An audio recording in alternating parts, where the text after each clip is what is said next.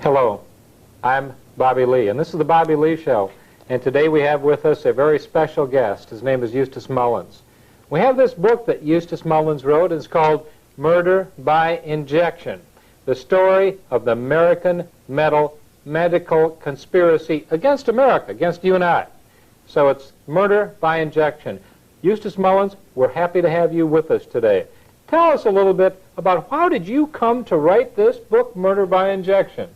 Well, I had been working for almost a half a century on the various monopolies, the legal monopoly, the banking monopoly, the secret government monopoly of the world.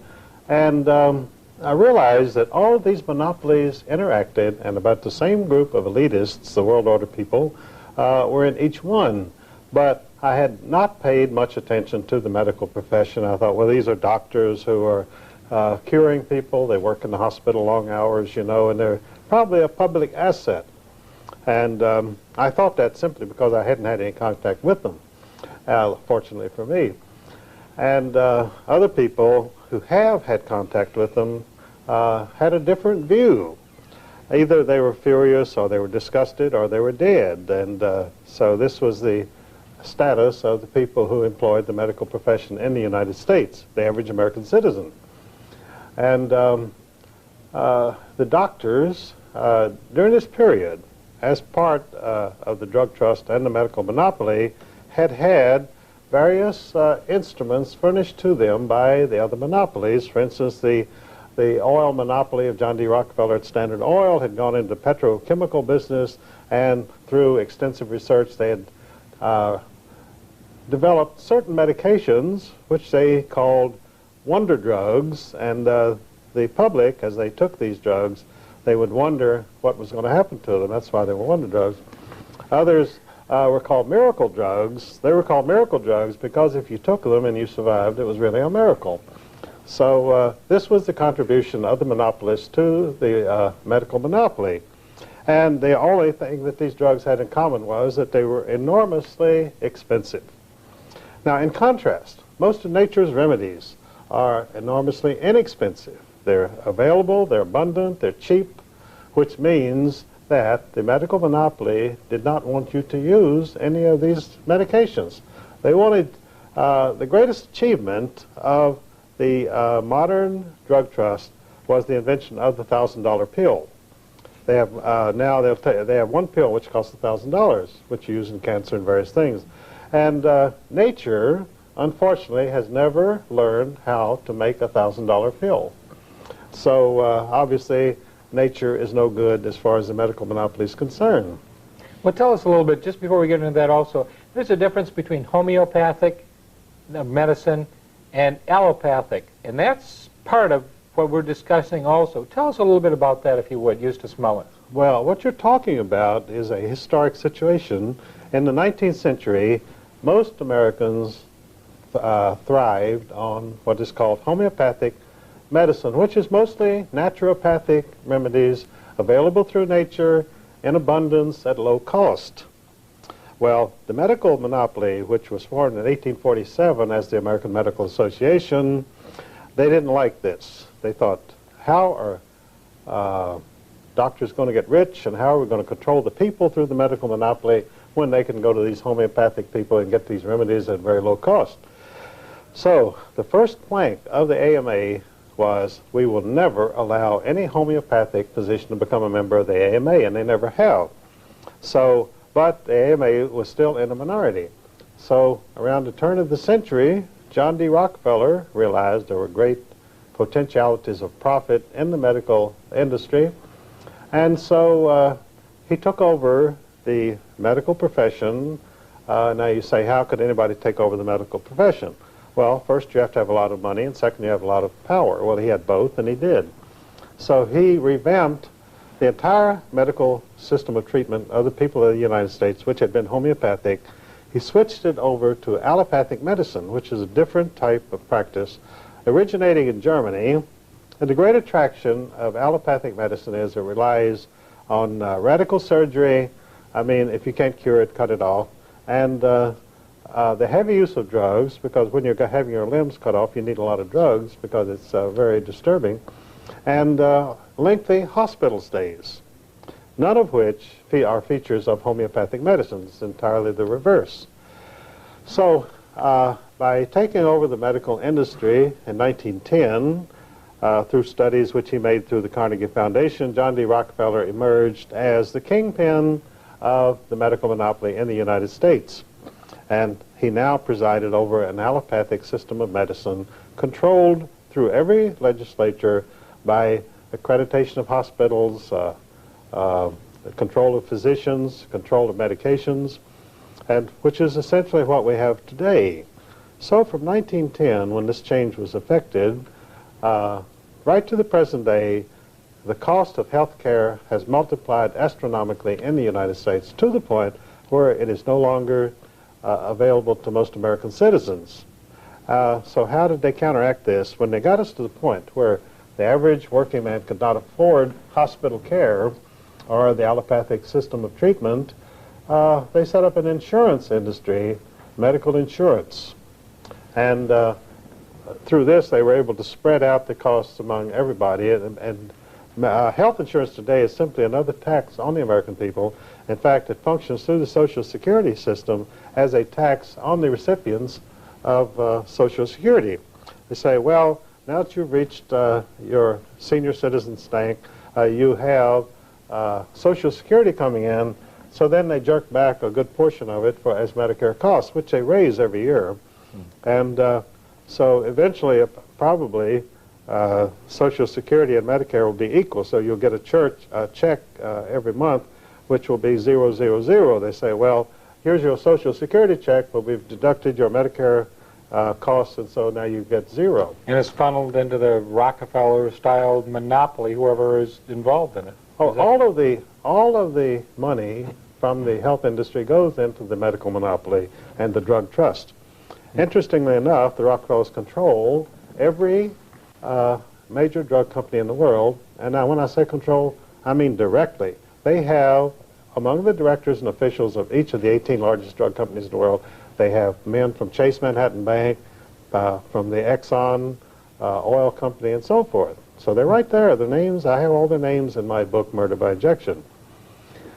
And with this kind of control and the monopoly, they have been jacking up the health costs on the American people monthly, not yearly, but monthly. Mm-hmm. Well, $666 billion last year. That was a lot of money for this country to spend on health, and we're spending twice what many of the free world countries are spending. Japan and Germany, we're almost spending twice. And you say that this is part of the monopoly, and that's part of the reason that we're spending so much? Well, actually, we're not spending it. The money's being stolen. The Washington Post carried a story not long ago in which they pointed out that the hospitals and the AMA physicians, and I'm not talking about quacks or cranks or fly-by-night people, I'm talking about the medical establishment, is stealing directly $77 billion a year in health costs from the American people.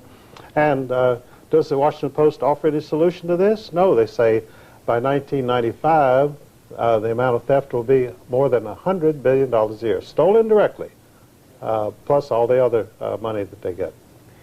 That's, ladies and gentlemen, that's why we're $4 trillion in debt. That's part of it anyway. So let's talk about the Hippocratic Oath, or maybe the Hypocrite's Oath, and Galen and Dr. Robert Mendelsohn. But what about the profits of cancer? Let's go into that, Eustace. How has cancer become profitable for people? Well, you see, the medical industry, just like any other industry, they go for the big-ticket item, and cancer is a big-ticket item. I think the average cost of treating cancer is $120,000.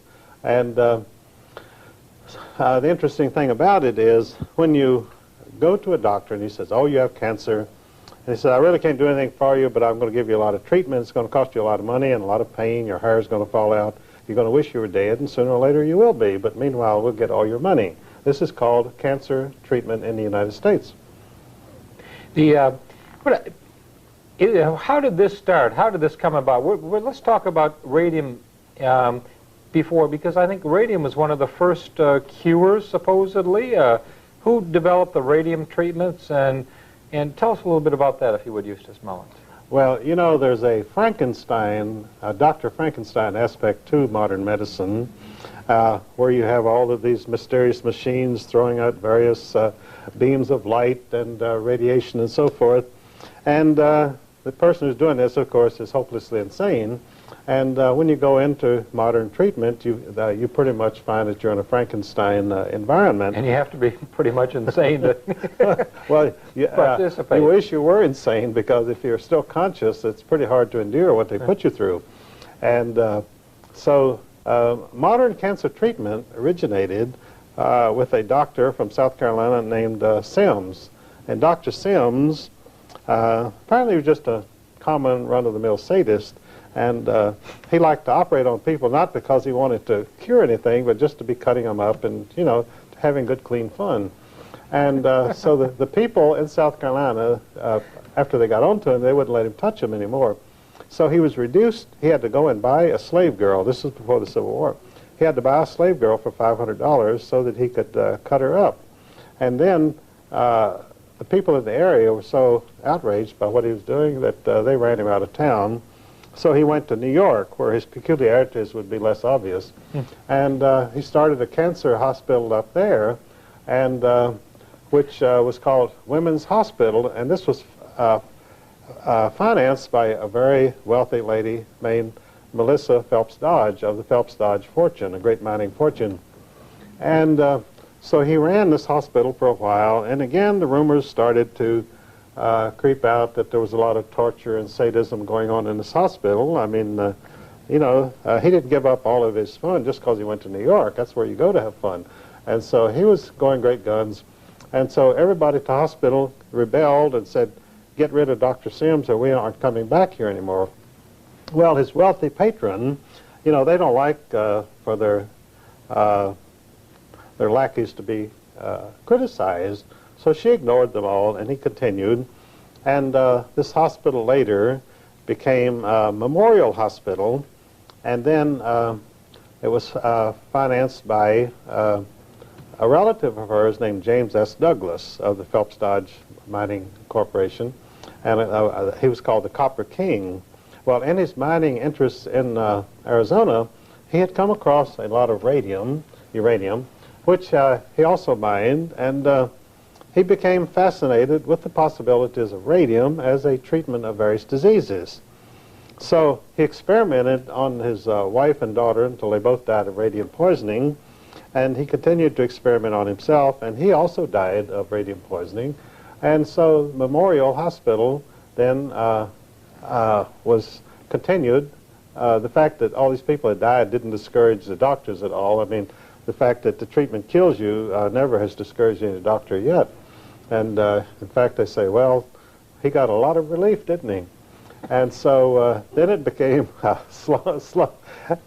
from Memorial Hospital, the name changed to Sloan Kettering after the great two automobile manufacturers, Alfred P. Sloan of General Motors and Charles Kettering, who invented the battery and the electrical system of the automobile. And their fortune was funneled into this Memorial Sloan Kettering Hospital, which became the center of cancer treatment of the entire world. I call it the Cancer Mausoleum there in New York City. And it looks like an old Egyptian mausoleum.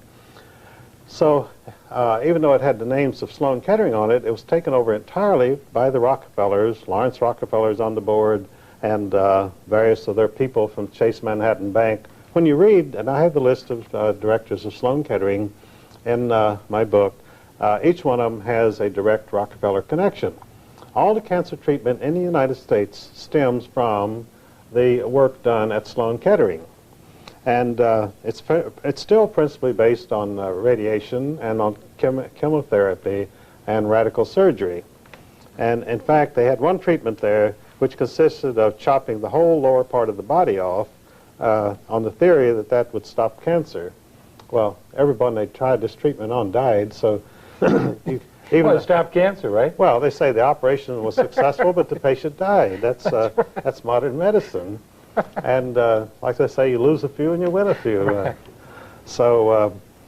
Anyway, Sloan Kettering is the great cancer hospital, and the fact that it goes back to this lunatic named Dr. Sims doesn't bother them one bit. Well, tell us a little bit about the difference today. What is chemotherapy, and can chemotherapy be helpful under certain circumstances? Well, the theory behind all cancer treatment of the medical monopoly and the drug trust is that you destroy the offending cell. A cancer cell is a cell which supposedly has run amok and begins to grow wildly throughout the body, and it shuts off normal cells and kills them, and that's how you die of cancer. Well, this approach, which is strictly allopathic, says you've got to destroy that offending cell first through radiation, and you burn it out, which means you burn up everything around it also, but that doesn't discourage anybody. And secondly, through chemotherapy, you find some very strong chemical which can be injected into the body. It'll go right to the offending cell and destroy it, and of course it also destroys everything around it. Now, the homeopathic cure for cancer is restore the immune system. In other words, the body can control cancer through its own native resources, its inner resources of isolating the offending cells and then destroying them or letting them starve. But actually, all allopathic remedies for cancer actually encourage the cancer. For instance, they always make exploratory surgery. Well, in cancer, once you cut anywhere in the flesh, the cancer will go throughout the entire body. The cancer cells just say, boy, what an opportunity. We can go everywhere now through this surgery, and so they do. So that's why they say in cancer treatment, oh, they opened him up and looked at him and said it's hopeless and sewed him back up. And that's exactly what happens, because once you cut into a cancer patient, he's gone anyway. So one of the great causes of the spread of cancer in the United States is our exposure to carcinogenic systems, mainly chemicals and pollutions in the air. So the allopathic system, the Rockefeller system of controlling cancer, once you have introduced carcinogenic substances into the system and you begin to have cancer, then their solution is to introduce even more carcinogenic substances into the system, which they call chemotherapy. And of course the patients die there too. And the great illustration of the success of chemotherapy was a very famous Senator, Hubert Humphrey, who had been vice president, and he developed bladder cancer. And so they treated him for about a year and a half, and they said, what a great success it is that we're having with Senator Humphrey with chemotherapy. So then Hubert Humphrey finally was interviewed, and he said, chemotherapy is living death, and he died. So that's the only real illustration they ever had of the success of chemotherapy. And he denounced it. He had breath enough to denounce it before he died, because he had really been through misery like no human being should ever be subjected to.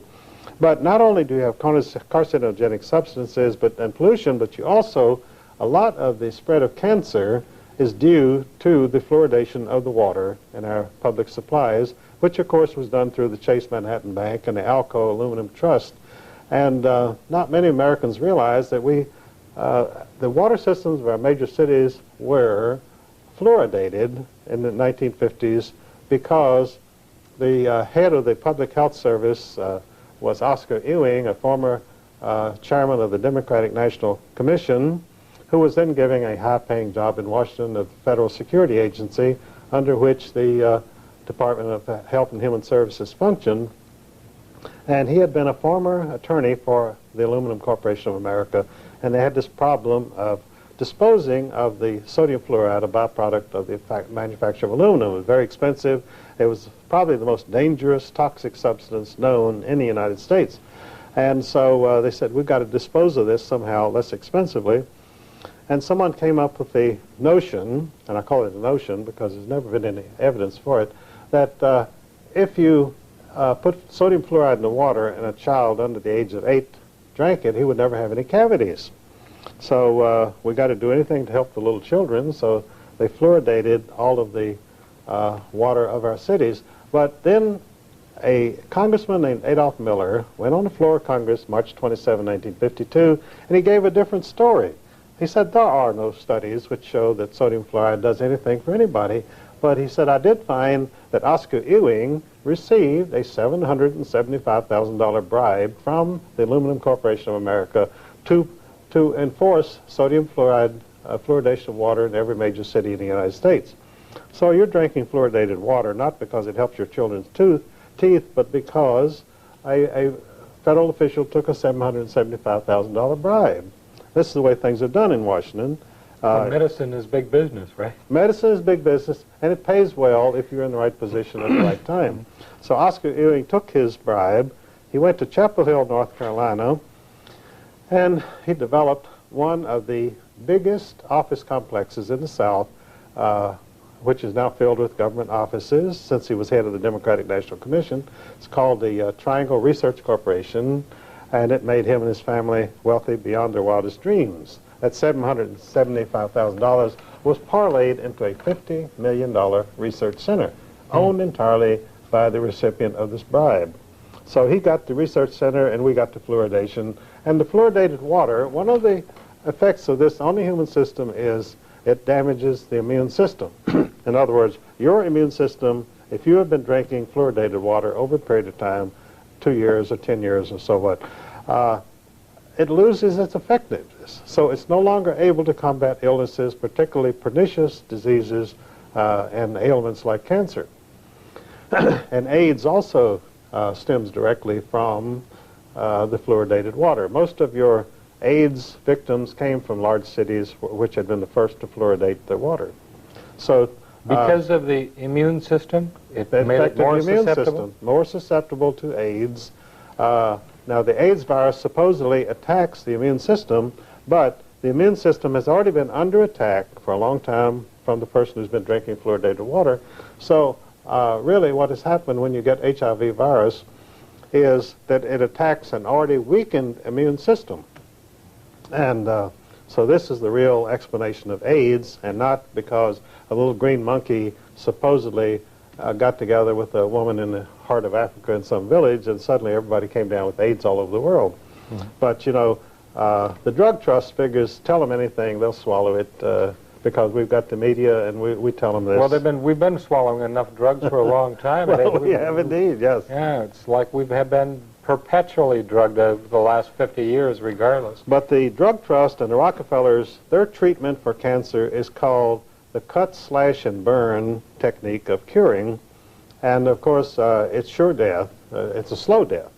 I mean, it's like the old Indians, you know, when they would capture you on the frontier in the early days of this country, and they would stake you out and torture you for 4 or 5 days or as long as you could last. Well, the doctors do the same thing when they diagnose cancer. That means you're in for a really long period of torture until you finally succumb. What about the Cancer Society itself? I mean, people give a lot of money to the Cancer Society. Is that beneficial for them to do so? Well, they have these annual cancer drives in which the people in all the small towns of America are forced to go out and collect money for the American Cancer Society, and I describe that as the little people collecting money for the big rich. American Cancer Society is a big rich organization, and if you remember that it was founded at the Union League Club in New York City, the wealthiest club in New York, by John D. Rockefeller Jr. See, John D. Rockefeller Jr. was a great philanthropist, and he said, we're going to do something about cancer, so I am founding and I'm putting up the money for the American Cancer Society. See, the Rockefeller family has had a long-term commitment to cancer. See, the founder of the dynasty, old John D.'s father, William Rockefeller, was a carnival sideshow barker who sold bottles of mineral oil for $5 a piece, and he advertised himself as the great cancer specialist. And so he sold these all up and down through Pennsylvania and Ohio when he wasn't running from the law, because he also was a very famous horse thief, and he also had 18 warrants out against him for rape. So just a very colorful character. And so John D. Rockefeller, his son, was just the opposite, because he was so horrified by his father's escapades, that he led a very bourgeois life, very quiet, very good family life, and devoted himself to making money. But he found out that at least his father had one asset, and that was that making money through cancer cures was a surefire thing. So the Rockefeller family today is the dynasty which is behind all the cancer treatment in the United States through the Sloan Kettering Cancer Mausoleum of New York City. Well, what would you do, Eustace, if one of your very, very close relatives or friends had cancer? Would you just, where do you go? Do you go to the hospital? Do you have a checkup, or do you eat apricot juice, or what? Well, I have a relative who has cancer, has had it for 5 years. And unfortunately, he went the whole route. First he had 25 radiation treatments, then he had 34 chemotherapy treatments, and you know, and the cancer spread to his bones, because none of these things do anything to stop the cancer. It causes you a lot of misery, but it doesn't really affect the cancer. So he's had quite a difficult time of it. Do you mean to tell me that chemotherapy really doesn't help, or can it help, or can't? I mean, is there any way? I mean, what about what about surgery? And you're saying that there's no way. Cancer, I mean, if you cut the area that's cancerous out, doesn't it have a stopping action? Or? Well, you'll see feature stories in the press constantly where some individual somewhere, they found somebody who did have cancer and who had this treatment, and so now they proudly announce the cancer is in total remission. In other words, there is no cancer there. And unfortunately, this is what the medical monopoly itself calls anecdotal medicine. In other words, you tell a story about something that happened to your grandfather or your nephew or somebody, and that the cancer went into remission. But there's absolutely no scientific basis for any of these claims.